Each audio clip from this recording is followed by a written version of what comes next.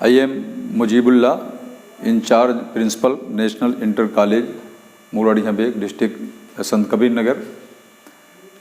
You are warmly welcomed in virtual class of NIC study channel. Today we are going to study of class 10th subject English, the first lesson, the enchanted pool. The author of this lesson is C. Rajgopalachari.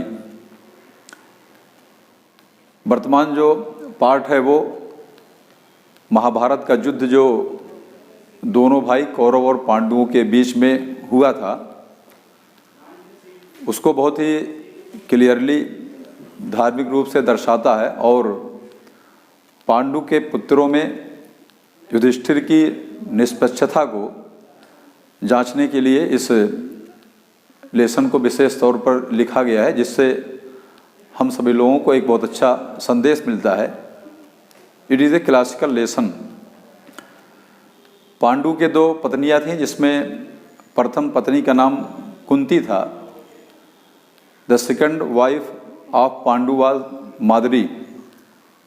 Kunti had 3 sons, Yudhishthir, second Bhim and third Arjun, while Madri had 2 sons, Nakul and Sahadev. Mahabharat में दोनों भाइयों के युद्ध के बाद पांडु के 5 पुत्रों को एग्जाइलमेंट वनवास जाना पड़ा। जंगल में जाने के बाद में 5 भाई एक स्थान पर रह करके निवास कर रहे थे और उसमें से एक भाई को प्यास लगी। प्यास लगने के कारण वो पानी की तलाश में जंगल में एक दिशा की ओर गया। काफ़ी समय चलने के बाद में उसने एक तालाब देखा, पूल देखा। प्रेजेंट जो इस लेसन की टाइटल है, जिसका नाम द इंचेंटेड पूल है। इंचेंटेड मीन्स मायावी, और इसी के इर्द गिर्द इसकी कहानी पूरी तरह से घूमती है। जब वो तालाब के किनारे पहुंचा और पहुंचने के बाद में उसने जैसे ही पानी पीने का प्रयास किया तो एक इनविजिबल वॉइस आई और उसने कहा कि if you will not answer my question you will not be able to quench your thirst. जब तक तुम मेरे प्रश्नों का उत्तर नहीं देते हो तब तक तुम इस तालाब से पानी पीने के योग्य नहीं होगे। युधिष्ठिर के भाइयों में से वो भाई जो पानी पीने की तलाश में गया था और तालाब के किनारे पहुंचा, उसने उस अदृश्य आवाज़ को ध्यान नहीं दिया और उसने पानी पीने का प्रयास किया। वो मूर्छित होकर के गिर पड़ा। उसके बाद में फिर दूसरा भाई भी पानी की तलाश में उसी ओर गया जिस ओर पहला भाई गया था। कुछ समय के बाद में वो भी वापस नहीं लौटा। तीसरा भाई भी पानी की तलाश में गया। चौथा भाई भी पानी पीने की तलाश में गया। चारों ने उस अदृश्य वॉइस को ध्यान नहीं दिया और उसने उस अदृश्य वॉइस के प्रश्नों का उत्तर नहीं दिया, जिसके परिणाम स्वरूप चारों भाई मूर्छित होकर के उस तालाब के किनारे गिर पड़े।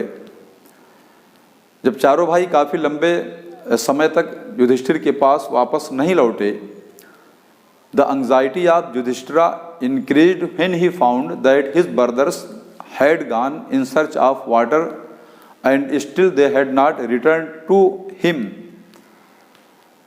उसने चारों ओर देखा और चारों ओर देखने के बाद में अपने भाइयों की तलाश में उसी डायरेक्शन या दिशा में गया जिस दिशा में उसके चारों भाई पानी की तलाश में गए हुए थे। कुछ समय के बाद में जब वो तालाब के किनारे पहुंचा तो पहुंचने के बाद में उसने पाया कि all his 4 brothers were lying dead, they were fainted. उसके जो चारों भाई थे वो मूर्छित होकर के तालाब के किनारे पड़े हुए थे, गिरे हुए थे। उसने भी सोचा कि पहले मैं पानी पी लूँ और पानी पीने के बाद में फिर मैं अपने भाइयों के बारे में विचार करूँ, सोचूं। जैसे ही युधिष्ठिर ने पानी पीने का प्रयास किया, उस अदृश्य वॉइस ने युधिष्ठिर से भी वही प्रश्न पूछा जो प्रश्न इससे पहले उसने युधिष्ठिर के चारों भाइयों से पूछा था। युधिष्ठिर चूंकि एक गंभीर व्यक्ति थे और बहुत ही सेंसिबल बुद्धिमान थे, उसने उस इनविजिबल वॉइस के पीछे के राज को समझा। समझने के बाद में उसने कहा, आस्क योर क्वेश्चन।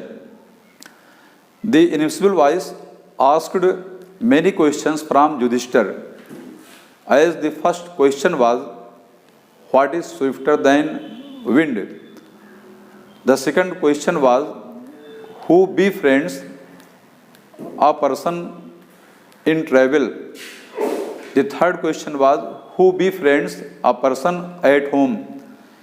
इसी तरह से उस अदृश्य वॉइस ने युधिष्ठिर से कई प्रश्नों को पूछा और बहुत ही साहस और बुद्धिमत्ता के साथ में युधिष्ठिर ने उस अदृश्य वॉइस के सभी प्रश्नों का बहुत ही आसानी से जवाब दिया। अंत में उस अदृश्य वॉइस ने युधिष्ठिर से पूछा कि मैं तुम्हारे प्रश्नों से, मैं तुम्हारे उत्तरों से बहुत ज़्यादा प्रसन्न हूँ। तुम अपने भाइयों में से किसी एक भाई को जीवित करा सकते हो। कुछ समय विचार करने के बाद में युधिष्ठिर ने डिसीजन लिया, निर्णय लिया और उस अदृश्य वॉइस से कहा कि आप मेरे भाइयों में जो नकुल है उसको आप जीवित कर दें। जैसे उस अदृश्य वॉइस ने युधिष्ठिर की आवाज़ को सुना तो सुनने के बाद में उसने कहा, why not Bhima and arjuna whose arms and strength are able to defend you in any problem। तुमने नकुल को जीवित करने के लिए क्यों कहा, जबकि तुम्हारे सगे भाइयों में एक ही माता पिता की दो और संतान भीम और अर्जुन हैं, और भीम और अर्जुन की जो विशालकाय जो भुजाएं हैं, उनके अंदर जो एनर्जी है, जो ऊर्जा है, जो शक्ति है, जो ताकत है, उस ताकत से हमेशा वो आपकी सुरक्षा करते हैं। युधिष्ठिर ने उस अदृश्य आवाज़ को जवाब दिया कि अगर आप नकुल को जीवित कर दें तो मैं अपनी माँ कुंती और पिता पांडु से एक पुत्र जीवित हूँ। नकुल को जीवित करने के बाद में आप मेरी दूसरी माँ के एक पुत्र को जीवित करेंगे। उस अदृश्य वॉइस ने युधिष्ठिर के इस उत्तर को पाने के बाद में, नकुल को जीवित कराने के बाद में बहुत ही प्रसन्न हुआ, और प्रसन्न होने के बाद में जो मकसद था उस अदृश्य वॉइस का, उसके पीछे जो रहस्य था वो ये था कि यमराज ने यक्ष के रूप को धारण किया था, और उसके पीछे जो रीज़न था, जो उद्देश्य था, वो ये था कि इस कठिन परीक्षा में युधिष्ठिर से प्रश्न करने के बाद उससे ये पूछा जाए कि क्या उसके अंदर निष्पक्षता का भाव है, इज ही इम्पार्शियल, या फिर वो अपने भाइयों के साथ में पक्षपात करता है। इसी उद्देश्य को लेकर के यमराज ने यक्ष के रूप को धारण किया था, और यक्ष के रूप को धारण करने के बाद में जब युधिष्ठिर को उसकी निष्पक्षता में पूरी तरह से खरा पाया गया, यमराज या यक्ष उससे बहुत ज़्यादा प्रसन्न हुए, और प्रसन्न होने के बाद में उन्होंने कहा कि अब तुम अपने सभी भाइयों को जीवित करा सकते हो। तो इस प्रकार से फिर यक्ष ने युधिष्ठिर के सभी भाइयों को जीवित किया। डियर स्टूडेंट्स, हम सभी लोगों को भी आवश्यक है कि हमारे जीवन में इस प्रकार की परिस्थितियां आती रहती हैं, और इन परिस्थितियों के आने के बाद में हम सभी लोगों को भी अपना संपूर्ण जीवन निष्पक्षता के साथ में, इम्पार्शियलिटी के साथ में व्यतीत करना चाहिए। धन्यवाद।